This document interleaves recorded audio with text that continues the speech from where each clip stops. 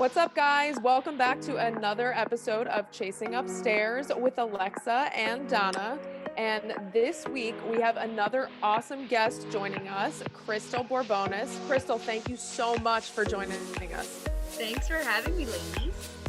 Yeah, so we're really excited to dive in because you've worked for a pretty wide array of sports, which span across I feel like almost every team in the tri-state area. So we're gonna cover a lot. We're gonna start with your involvement with the Jackals, which is great because not only did you get your start at the Jackals, but Alexa also got her start at the Jackals, as obviously you two know, but for the rest of the viewers watching. Before we get to that though, let's talk about what initially piqued your interest in sports and kind of how you built off of it from there. Yeah, well, I would have to say I've been like a Yankee fan just like since literally the day I was actually born. I remember back in third grade we had to do an assignment and we had to like picture where we want to live and then write a blurb about what we want to be when we grow up. And I literally wrote, I want to be the starting shortstop for the New York Yankees. And I drew a picture of Yankee Stadium. And you know how they have like the white like awning on the top? And I drew like a little pillow peeping at the stadium because I'm going to live in the stadium. Like, I know when I started working in baseball, I would be sleeping. Oh, great. That makes three of us, right? Right. But the thing with sounds like my childhood, so. Yeah. Like, the thing with that was like there was competition for the starting shortstop of the New York Yankees at that time, and I obviously did the job. But like ever since then, like, you know, that's been the dream. Still trying to get to that dream, but like when I towards like the tail end of high school when everyone was talking about college, I'm like, I know I want to work in sports. I know like it's something I want to do. I'm like, I can't be the player, but like the roles I knew were broadcasting, coaching, and that's really all I knew. Like the stuff you saw on the TV, like you never really saw the stuff behind the scenes.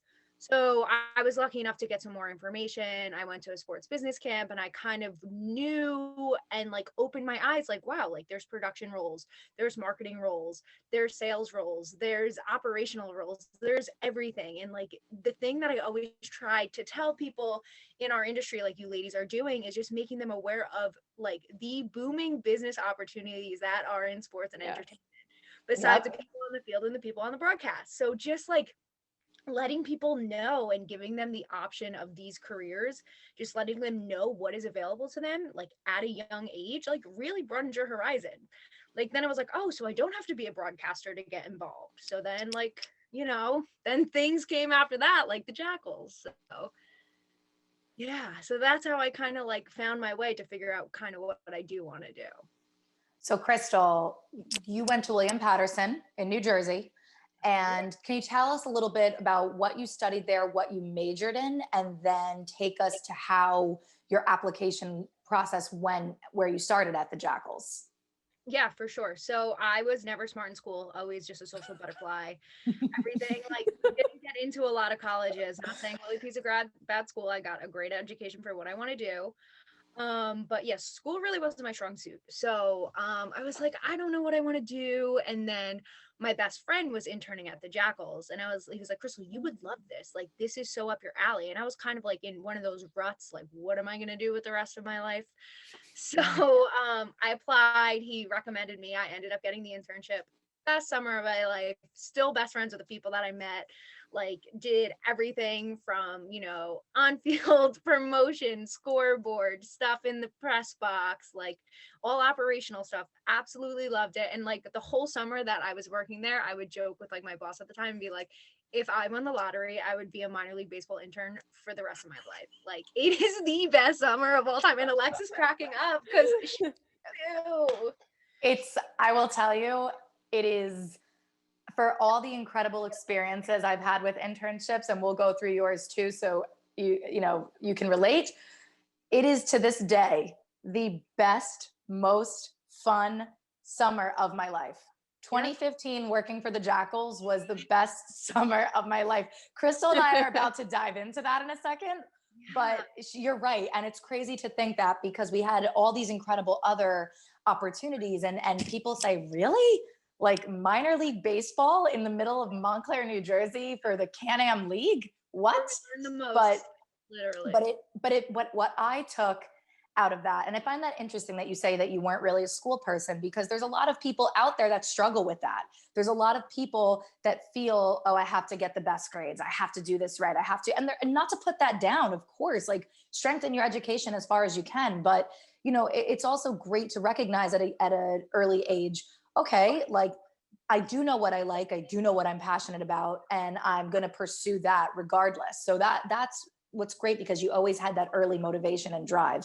So you get to the Jackals, and you started as a game day intern, but in 2015 you had a different position, and that's where you and I met. So talk about your role there, and then we'll get into the Jackals a little bit after that with our relationship professionally and how that grew.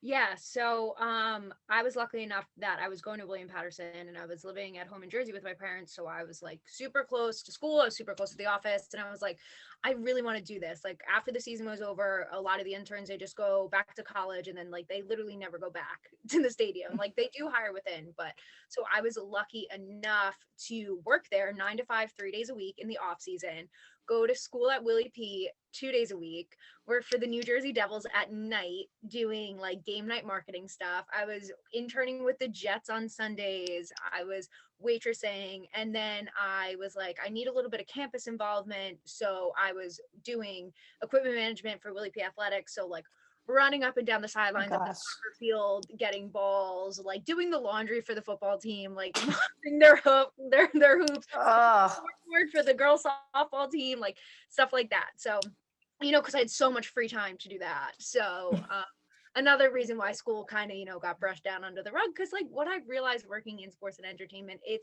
you can't learn this in a textbook. You can't get a quiz on this. Everything you learn is hands-on. Yep. Correct. You can't like describe this stuff to people, you know? So that's like the kind of most important thing. And like one thing that the three of us have in common is like our personality. Like you have to have a certain personality to do the stuff that we do.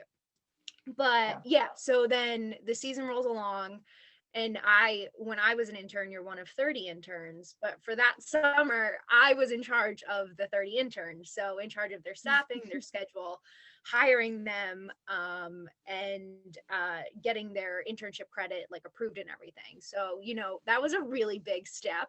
And then during the day, like so the best thing about minor league baseball is everyone wears a million hats, because it's a small group of people putting on a massive operation. So I was selling the tickets, I was arranging the tickets, I was printing the tickets, I was, you know, making sure the script was written for the game. We were planning the on-field promotions. I was making sure the interns knew which time to come in, making sure like who was on different roles. It was a million different things at once. So, but it was definitely the most I've ever learned at any job, because we just had to do it all and make sure that it got done, because we had no choice, because there was only like 6 people doing all this. So it was the best.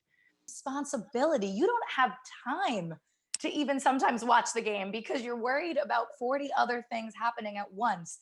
And there's 53 games this season. And there's 3 months. In 3 months. Whatever. Yes.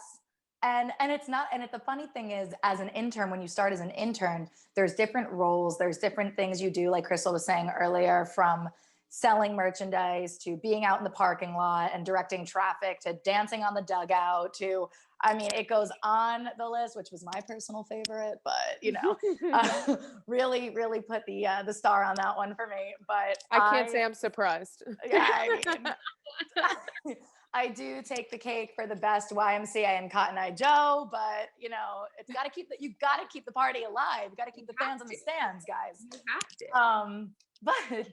But that's the little things, the being on time, the doing the brunt work. There's a lot of things that go into it that pave that initial base. Like you said, it's a bunch of moving, a bunch of different hats. You're moving parts. But it was one of the best summers ever. And also to be not only just bond as girls or women there, but we're all around the same age group. We were all going through the same stuff together. All the people there are so much fun. Oh, yeah. So that's like the special part about it also. And I mean, you're not there if you don't love baseball. So I mean, we all had that in common as well. So it was very, very special. Yeah, and I mean, like, going forward since that job, like, if I meet someone who works in minor league baseball, I go, oh, like, hard work. And there's so many times, like, even people I know that work in like professional sports organizations, they've told me, they go, if I am interviewing someone that has minor league baseball on their experience, I know they will be 10 times harder working than anyone else who has that position. Yeah. 'Cause you have to do everything. You have to pick up trash. You have to pull the tarp. Like, you have to, like, literally do everything. You have to pick up fireworks at 7 a.m. on a Sunday. Don't worry, because we had Saturday night fireworks night late at night. Yeah. So don't So you worry. the night before, you'd be there early to make sure the field's clean, and then do a hot 97-degree game day on a Sunday. Yes. And run the bases with the kids at the same time. Would I Yes. do it again tomorrow? 100%. No cap, 100%. I'm there. Like, I will. Oh my gosh. And I think, Crystal, now you grew up in the Montclair area. You're from Cedar Grove originally. So would you say that the Jackals, or just kind of being like, was it a different feeling for you, or something special about kind of being in your hometown area as well? Yeah, so what's really funny, so I would go to Jackal games as a kid, not as much as Alexa, because her father was actually on the field. But I went there as a kid, like, like the Cedar, when I was working there, like, groups from Cedar Grove baseball were coming, like, it's a town thing. But later in my career, 2 years ago, when I was the marketing manager for the Staten Island Yankees, it wasn't the same feel. It was like, granted, it wasn't an indie ball team because it was a Yankee affiliate, and it was Staten Island. I've never been to this community of Staten Island till before I accepted that job. So I knew nothing about the community. Like, I really didn't know like anything about like the front office staff and everything, but I felt like I like grew up with the Jackals because it was in my town and they did so much for the community. So I felt like I was like kind of helping my community when I was working at the Jackals, like versus any other team or like any bigger organization, because it's just so tight knit to the area, like the Montclair area. Absolutely. So after the Jackals, you had a couple years of kind of miscellaneous internships. They weren't, I would say they were a couple months to a year. Can you talk about a little bit of those before? So same with your internships, still while in college, before we hit your post-college experience. Yeah. So after my summer at the Yog, we call Yogi Berra Stadium the Yog. Like, if you know, you know. And my summer at the Yog with Alexa, a few months before the season ended, I accepted an internship with the Walt Disney Company as a Disneyland college intern. So I flew out to California. I was working for Disney in the parks for 6 months, and it made me realize that I don't ever want to do that again, but it was a great time. I realized like I like the sports thing and this is what I want to stick to. But it was awesome because, like I said, I was only New Jersey. So to have that like a little bit of time away, like saw another coast, like was able to do all that. And I mean, like the hospitality training they give there is like next to none. And like every time it comes up on a resume, it's like, oh, like Disney, like that's sick. Like, I think the application process, like because it's a lot smaller of a program in California. So 36,000 people applied to California and only 300 got selected. So like the odds are like nuts, like crazy. Wow. It's such like a program that people want to be in. And it was very, very special. I don't regret it, but like I knew that I didn't want to do like that. So I was very, very grateful to come back and work in sports. But my capstone internship, which was like another thing that I always talk about with people who are aspiring to be in our field, is how important it is to get internships early on. Because I would be sitting in my senior class and everyone would be like, Crystal, help me get an internship. Yo, Crystal, you've done all this. Help me get an internship. I'm like, I can't help you because you need to get this internship in order to graduate, and you have zero experience in the last 4 years. Like you have to get ahead of it early to get that internship for credit. So that's what I would tell everyone, just really get ahead of it early, because that's like what matters, because it is a degree that you need that internship for.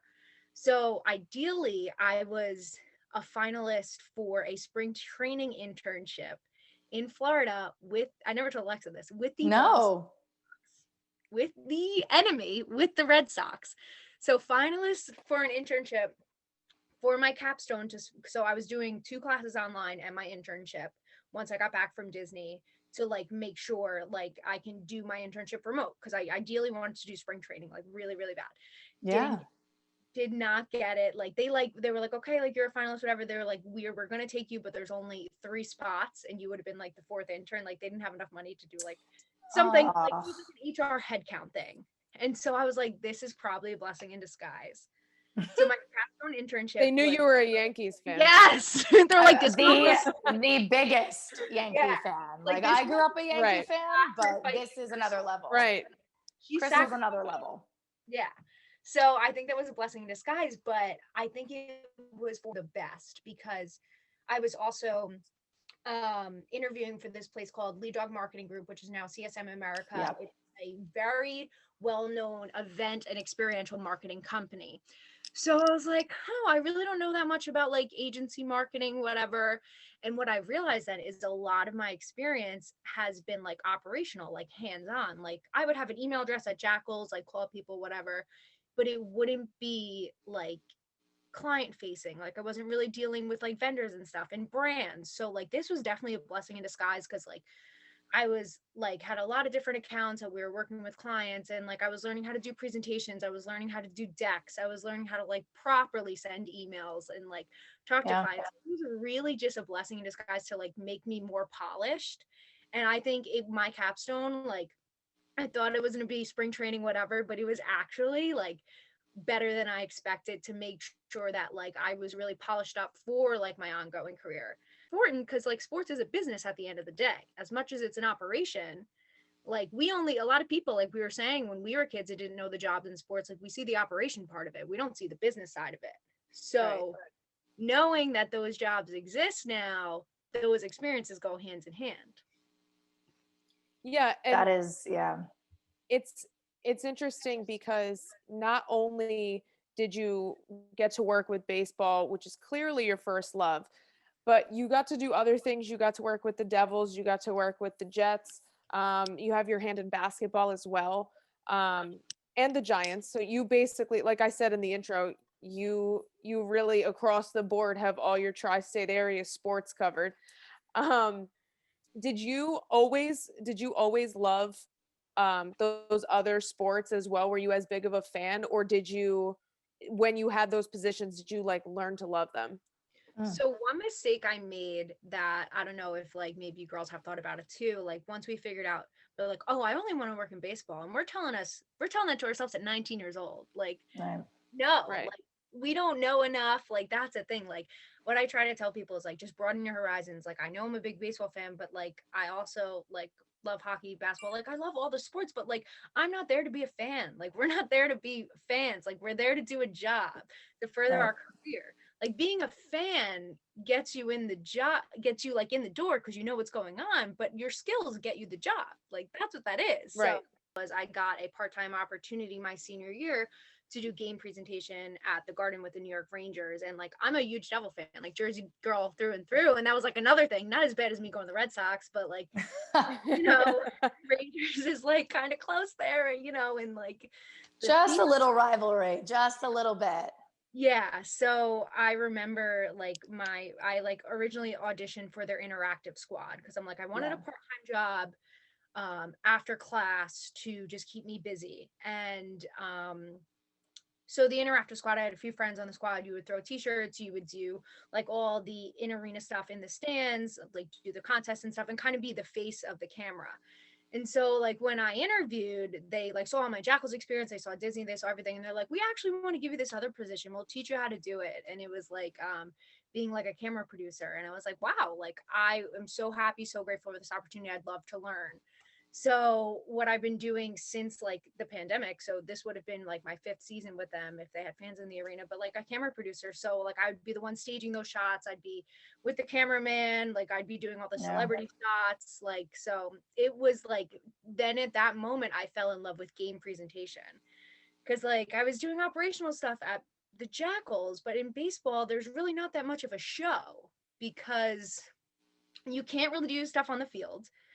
Like there's the breaks aren't that long in between innings, but when it comes to basketball, hockey, like you have these massive quarter breaks, well, 4-minute True. quarter breaks, but like you have like intermissions and you have timeouts, or you have time where in basketball you can run on the court and do a contest. You can't do that in baseball. You can't take the whole field. Like with hockey, you do all the stuff in the stands with the video boards, and you have these massive blocks for programming. And I just fell in love with like the aspect of doing this production, that those are the key things that fans take away when they go to games. Like, I mean, you really are creating fan engagement, which is funny because I feel like, not to keep bringing it back to minor league baseball, but when I worked for the Tri-City Valley Cats, which was the Astros single A team, that was something that they stress so hard is fan engagement, fan engagement. We're here for the fan experience. yes. And while, yes, and at a more major level, it is about the game. You're right. I mean, you think about going to a game, and when I was a kid, I can think back to being, man, I hope I get on the Jumbotron today, you know, just like you know, just things that really, the little moments for the fans that may mean a lot to somebody that, like you said, I mean, you don't know them, but it could make their year, you know. Right. Getting a t-shirt at a game, like you'll never forget that. Like Right. you will never forget that. And like that's a thing, I think it does stem from minor league. Like you were saying, minor league is such a family friendly atmosphere. Like you go to my baseball game, you can't name 3 players on the field. No. You like, the purpose of families going to a minor league baseball environment is for the additional stuff, like the game entertainment, the concessions, the entertainment. Like that's why minor league baseball is like such a great thing. To tell a quick story. No, it's okay. I just have to, because Jumbotron, I tried to hold it in, and I need to say this.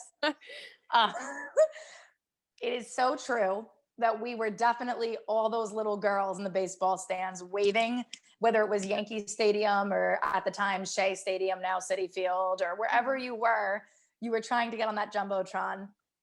In 2019, I was working a Yankee game for MLB. I was field producing, and I had some time to kill, and my good friend Crystal happened to be at the game. And so I texted her and said, hey, where are you? Let me come say hi real quick in the stands. And she said, oh, Alexa, yes. Oh my gosh, hurry up. The camera guy, I'm friends with him. He's going to come and get us on the Jumbotron. No. Mind you, we all are now, it's just funny because my first reaction was, oh my gosh, yes, I want to be on the Jumbotron, even though we are professionals in this industry now. Right. And now you look back or in this moment, you're like, oh, well, you know, put the professional cap on. We're not fans anymore. We're here to do a job. We're here to get a task done. In that 5-second text that I was reading, my heart raced and I sprinted to the other side of Yankee Stadium to find Crystal. I walk into the tunnel, or up the tunnel, I should say. I think you were sitting in the 300 somewhere, but you were like in left field. It was playoffs. Yes. And Tickets I remember it was perfect. It was such a great atmosphere. It was a great game. Yankees were winning, thank God. And I remember there's a cameraman. I see him and now it's my instinct as a field producer or like just working at the network. Now you don't even notice fans anymore. You notice media. You notice cameras or other things happening. So I immediately spot the cameraman before I spot Crystal. And I said, okay, if he's roving, she's roving somewhere. So I'm following this man. I have the video. If there's a way somehow, eventually in the future, we could do like a throwback and I could send this video and upload this to this podcast. It is worth it. We'll have Carl edit it in. Oh my gosh. Shout out to Carl. Yeah. I have the video of Crystal, of me seeing this Jumbotron happening. Adam Sandler comes on the screen. Adam Sandler. So Adam Sandler, the whole crowd is cheering for Adam. And then who's right after Adam? It's Crystal. And there is Crystal, the star of the show. And everyone in that stadium is cheering for Crystal as well. Adam just teed me up. He was my opening act. Adam basically realized I was in the presence of greatness at that moment. Yankee royalty. But that is when you say Jumbotron, that is, even with Crystal not here, that is the one story I have to share because I've just never laughed that hard and realized how true that is. We just appreciate those little fan moments that'll always spark us. And if you're not a sports person or a baseball person, you may not understand that, but it's what keeps you young in this game, and it keeps it fun. And it's so important to never lose that. It's so important to never like lose that spark or the reason why the little things like that of why you love the game. Right. Yeah. You just have to think about things like that when it gets tough, when we have a bad day at work. We're like, but like, think about what you're doing. I've been dreaming about this. I wrote a paper about it in 3rd grade. Like, I drove myself sleeping at the stadium. Like, We have to get a copy of that paper, please, by the way. Find it. Right.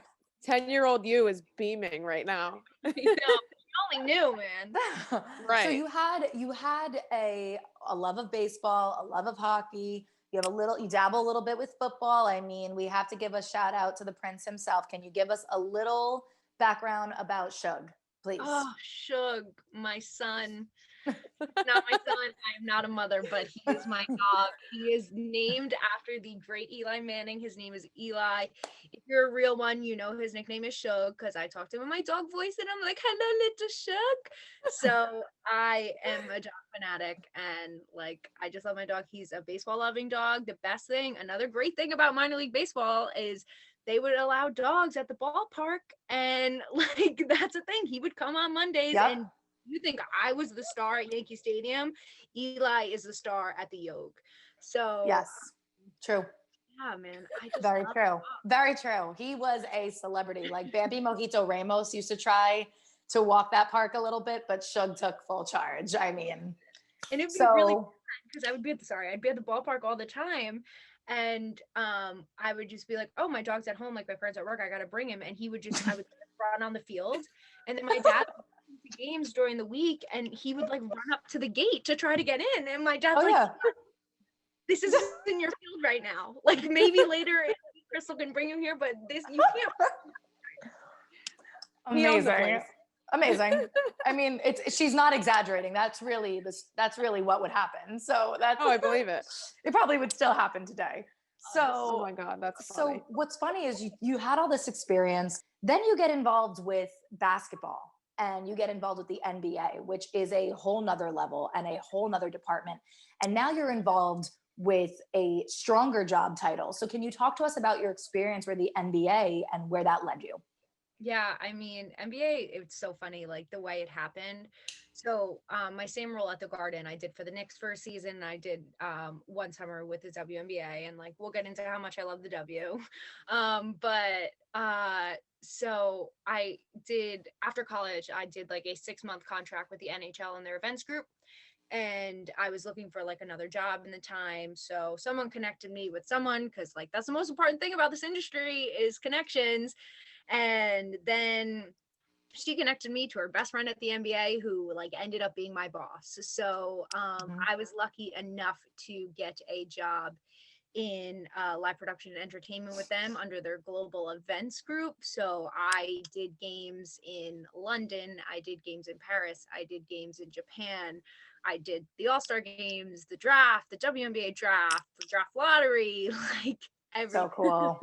So like, cool.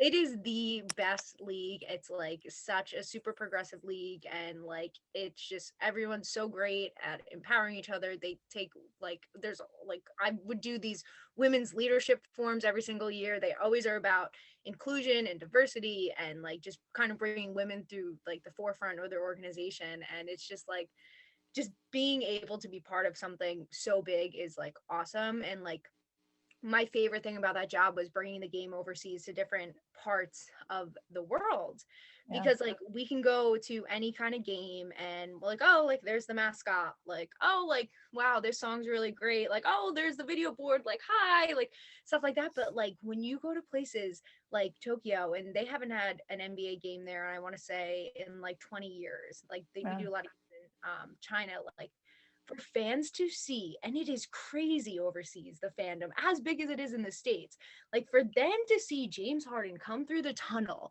and then like see the mascot, see our NBA dancers do a dance, and like just seeing the joy on their face is absurd. It makes all the hard work worth it. like Oh. giving people those fan experiences. It's like, that's where you're like, all right, I want to do this forever. Like, I love this. That's amazing. I mean, Yeah. what was like, I think you just mentioned a bunch of super cool places that you got to see this in.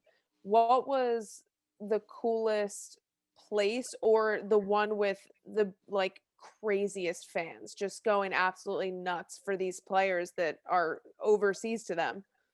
I think it would have to be Tokyo. Like, they were crazy. It was amazing. Like, it was so good. Like, so great. And people don't understand, like, that changes you as a person, I feel like, because you're not just going to another state. You're not just going where somebody may have a different accent than you. Like, no. You're going to a different country, completely different culture. And that can't, as exciting as that is, there has to be a little bit of nerves or difficulty behind that. So what did you do to mentally prepare for these types of events? Or were there any training or certain things that helped prepare you to take on this sport at an international level? Yeah, I mean, the league did games in London for the longest time. They did games in Paris, and that's really like nothing new. But Yeah. we did the Tokyo game.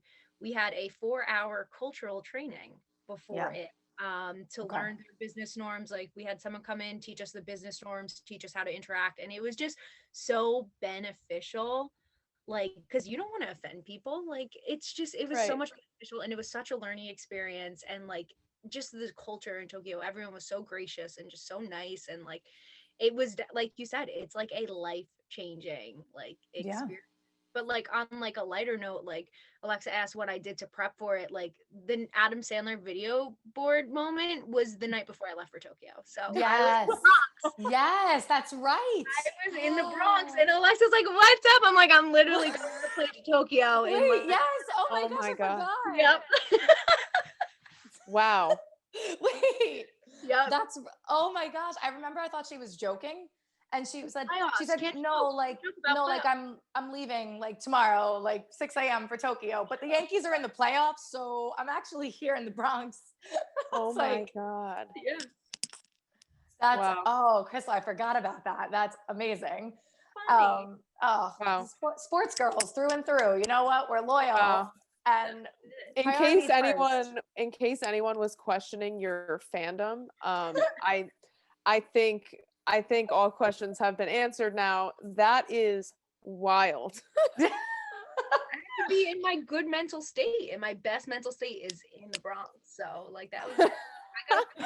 It's gonna be a crazy days. Like, the time difference is nuts, but like, I'm just gonna relax in the Bronx. Relax at a Yankee playoff game. Yeah. Yeah, no pressure, Same. no added stress. No, fine. My heart That's doesn't lay on the wild. field. It's okay. Yeah, right. No. When I found out that Crystal was working for the WNBA, not only was I extremely jealous, but I was so excited because of all the new, first of all, just the advancement the sport has taken in the last, just forget the last 10 years, 5 years, what a different jump it's been. And then with COVID protocols and everything changing this year, Crystal, you have to tell me what it was like working for the WNBA and explain to us what the Wubble is. So I was lucky enough to be an assistant producer in the Wubble, the WNBA Wubble that was in Bradenton, Florida this past summer. Like I said before, I spent a season with the Liberty a few years ago, and then with working for the NBA, I would always do the WNBA draft, which is like always, like, any kind of draft is amazing. Like, you will see it at the network. Like, you watch an athlete who's been training their whole life, their dreams come true that night. Like, that's the end game. Like, that's what it is. And you see them finally get drafted. It's so special. Yeah. And it's just like, so that was that's like definitely my favorite like event. Like, NBA draft is fine, but I just have such a soft spot for the W that it's WNBA draft. But so yeah, I've had a love for the W before this past summer. So yeah, I went down to Bradenton, and they had their whole season in a bubble. and we would do 3 games a night, and I was there for 50 something days. But I mean, this whole season for them was like next level, like heavy, like they dedicate their whole season to social justice, say her name, Breonna Taylor, and like they would showcase that before every single game. Like they were on all 10 toes trying to fight social justice and like just trying to like change the world.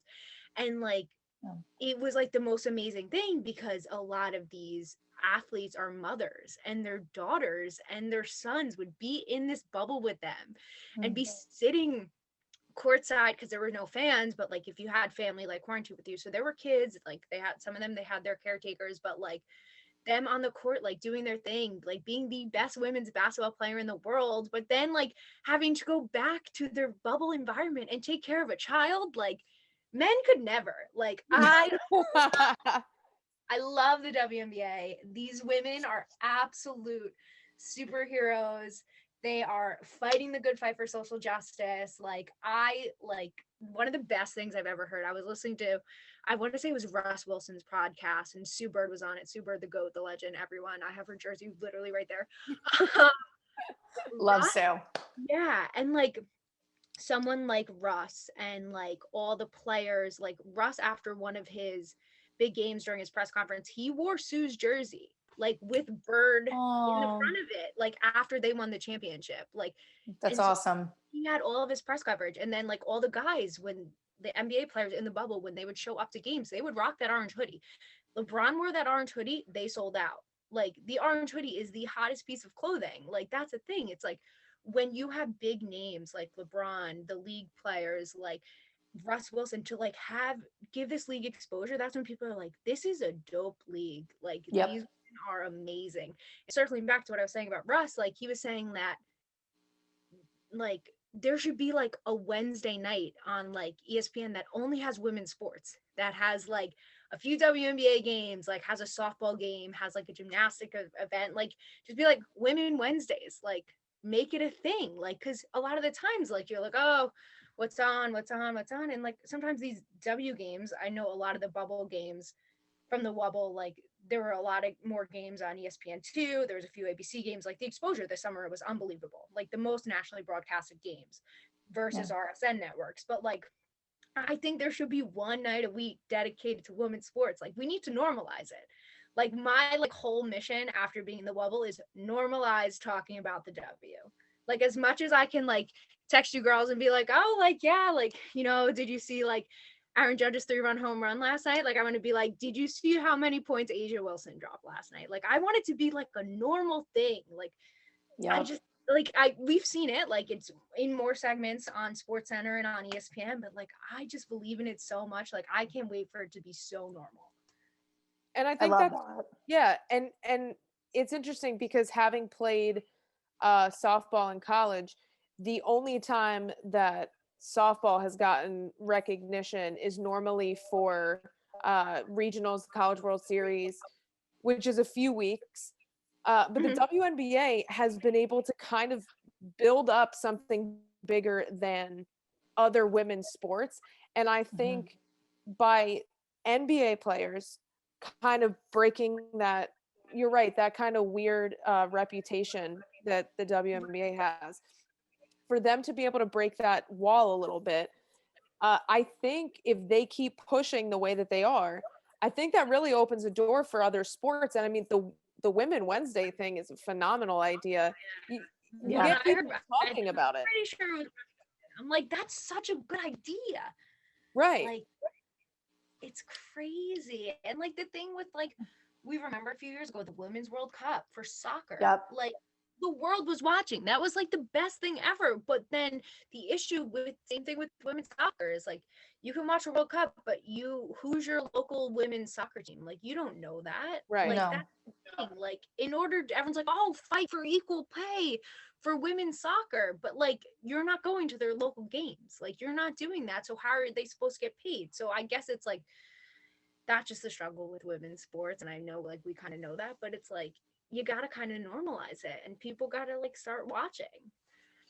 It's almost every male athlete does support these women. They want them to flourish, because at the end of the day, forget the male, female. We're all athletes. We're all doing something we love. We're all playing a sport that keeps us grounded, that gives us discipline, that, this is their livelihood. So they're providing for their families.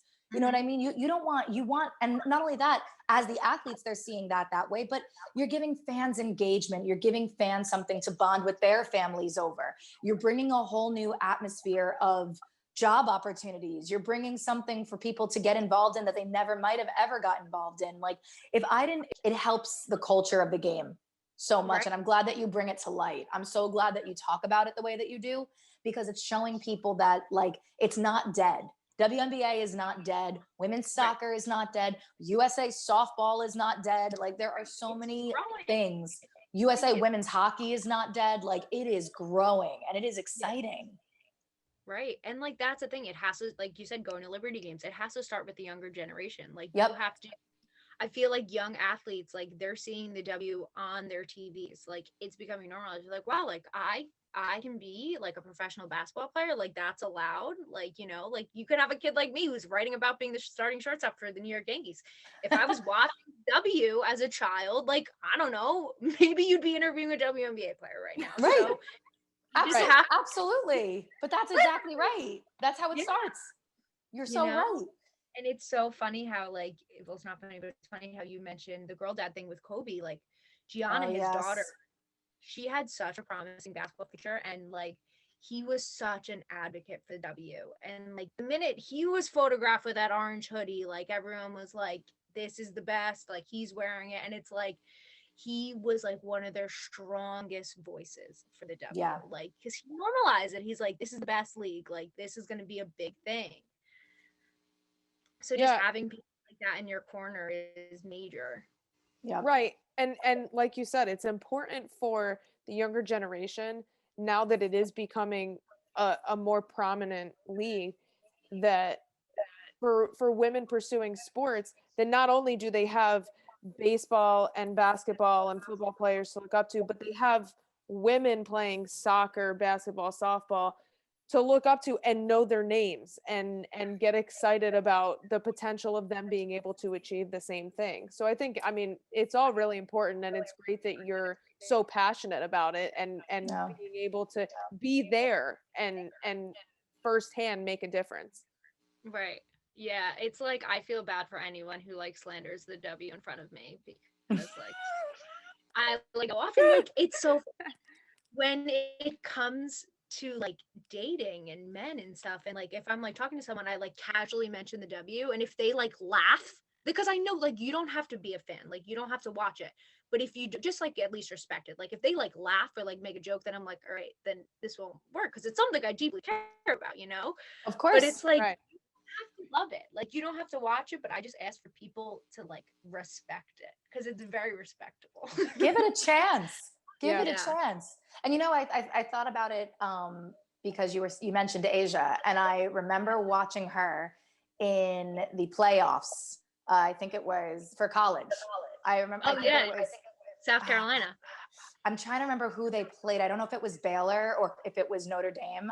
But I was so locked in to that March Madness type of atmosphere, that vibe. And women's college basketball is phenomenal, and it is just getting better and better every year. The programs are dominating, and that's the exciting part, that the WNBA gets to have these type of women. And they're also like, social media has made such a big impact on this too, but these girls at a young age, we're talking 17, 18-year-old college girls, and sometimes we forget, like freshmen, but late teens, early 20s, we forget that how young you are and how much spotlight and like everything is on you, how much pressure is on you at that age. Right. These girls are out there like getting involved in the community. These girls are doing clinics for the younger kids. These girls are partnering with the men's team and hosting events and charities and giving back. Like, that's what it's about. Like that's what makes it exciting. That's what humanizes the game. And when you're able to humanize this sport, it just makes it so much more enjoyable. Sure. Yeah. So before we let you go, Alexa has another couple segments that we'd like to we like to do with you that are very fun, and we think you'll have a good time with them. So Alexa, if you want to take it away. All right, now Jackals fans, I know you are locked and loaded into this right now. Get jacked, get ready, because Crystal, one of the Jackals elite finest, is about to answer a Jackals version of this or that. All right, Crystal, are you ready? I've never been more ready. Here we go. Let's start it off. Are you ordering the Jack Burger or the famous popcorn chicken nuggets? I am gonna order the popcorn chicken because my joke was always that they could fill up a bathtub of the honey mustard that they would sell on the concourse, and I would just like swim in it. So yep, popcorn chicken. I have to agree with that. Yes. When you're dancing on the dugout, are you going to the YMCA? Are you doing the YMCA or the Cotton Eye Joe? I would say Cotton Eye Joe, and if I was lucky enough, I would have a fellow intern pal, and at the we do the do-si-do when it gets a little dry. Because sometimes, you know, the pitching warm-up goes on a little long. You gotta change up the programming. What would you rather do? Pull the tarp in a rainstorm or pick up the fireworks on Sunday morning at 7 a.m.? There is nothing like an adrenaline rush of pulling the tarp during the rainstorm when that heavy downpour window's coming through. The ump calls it. We're on the walk. Go, go, go. It's like we're going in combat in war, running this tarp. You might lose a soldier to the tarp itself. Like you'll at least lose a shoe. Like you might lose a body. You'll lose a body. So I would seen some bodies lost under that tarp, and you have to crawl and pull them out. That's it. Never forgotten, honestly. Oh man. Oh, that's a great one. Okay. Camp day Wednesdays or fireworks Saturdays? Oh, it's like 3,000 screaming kids, or like nothing better. Yeah, especially when you have to be the on-field host for the camp day and the mic doesn't work. So oh man. Oh, you too. Oh, you too. You too.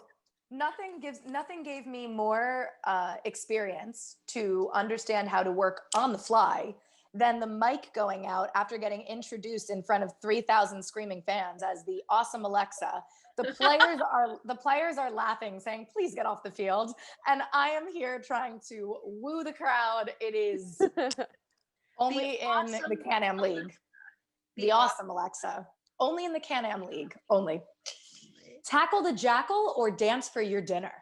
I'm dying over these, dude. Tackle the Jackal, because then you have Big Jim going, and Jackal fans, are you ready to tackle?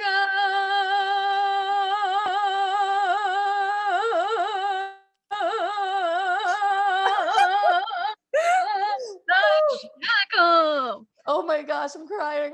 You guys, you're not supposed to do this to me. Oh man. Oh my gosh. Oh my God. Wow. That was impressive. Oh, that was pretty good. I'm really crying and I'm going to put this on public media. Okay. Wow. Okay.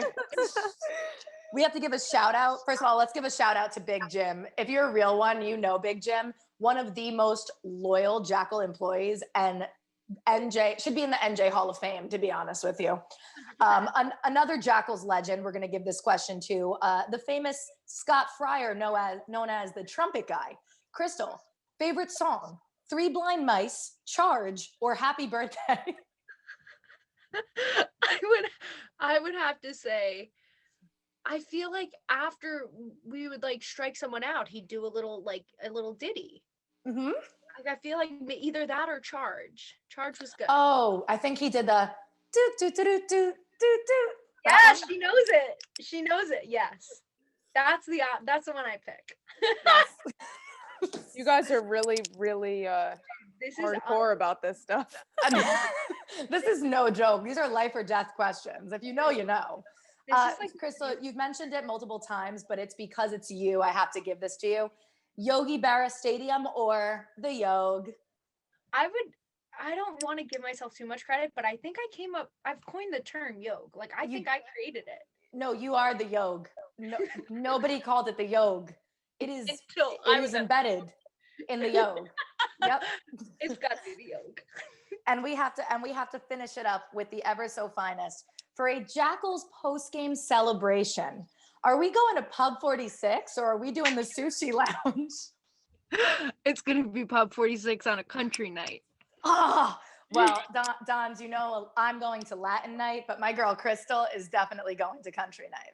That's where I do my Cotton Eye Joe dugout training. Oh my God. Crystal, we need to hang out, seriously. Dude, we do. I just gotta come hang out with your dog too. I know. Well, ladies, the fun is not over yet. We're coming to a close, but it's not over yet because now we're going to get a little bit more serious. That was fun. You made me cry on this podcast. Thank you both. That's a first. It only took 3 episodes. I know, right? I am a absolutely notorious crier when I laugh. That really brought me to tears and made me so happy. So thank you for playing along. This one is going to be fun. Now, I had to do this specifically, and if this podcast runs a little long, it's worth it.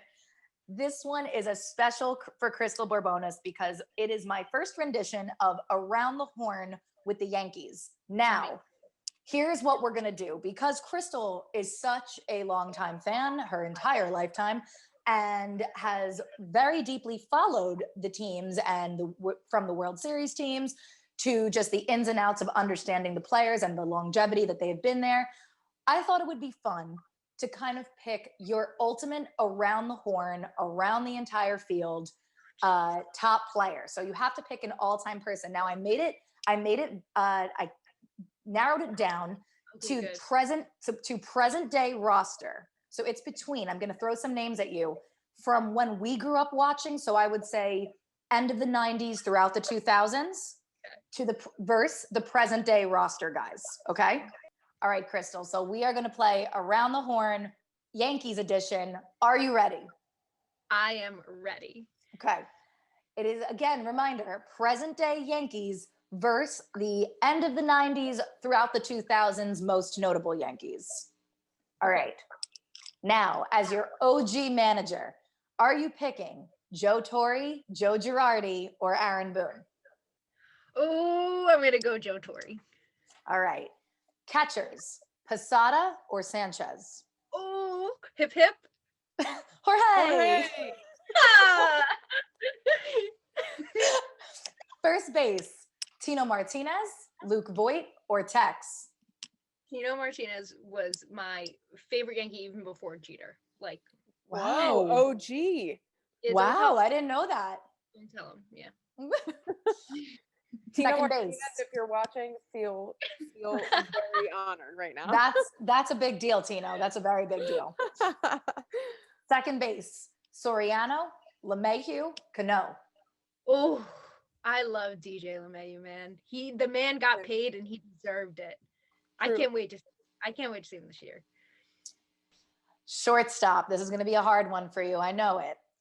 Jeter, Didi, or Glaber? So Didi and I are like friends, actually. Like I know him personally, and he's like the sweetest person on the planet. But I, till this day, sleep with on a pillow with Derek Jeter's face on it. Like if I wasn't like that far from my bed, I would literally go and grab it. Like I sleep on a pillow with the man's face on it. It's Derek Jeter. Man. We might have a cry session round 2. All right. No, we're gonna hold it together. Hold it in, Alexa. Okay. Okay. Third base, A-Rod, Urshela, or Chase Headley? I gotta go A-Rod. A-Rod's gotten a lot of hate these past few years, but like the man is unbelievable. Right field. Paul O'Neill, Gary Sheffield, or Aaron Judge? You threw Gary Sheffield in there? Absolutely. I put Gary Sheffield in there. Judgy and Blast? Like, oh my God. And Paulie? Oh my God. I still see Paul on my TV every night, so that's fine on the broadcast. I have a picture with Paul O'Neill at an autograph signing once when I was really young and my hair wasn't brushed. I think I'm gonna have to go with Gary Sheffield because of the stance. Just because of the stance. 100%. Like Iconic. I was not leaving Gary Sheffield out of that list. There was just absolutely no way that Gary was not getting my love. All right. So although that's probably the hardest out of all of these for me, because all 3 of them are incredible. Yeah. I'd throw Nick Swisher in there too, because I love Oh, you know what? That's a pretty solid sleeper pick. I did not give favorite. Yeah, Swish. yes. You know He's a what? We're gonna give him that crown. He is 100% the fan favorite. I think over the years, he might be the fan favorite. Love being a Yankee more than any. Yes. I agree with that.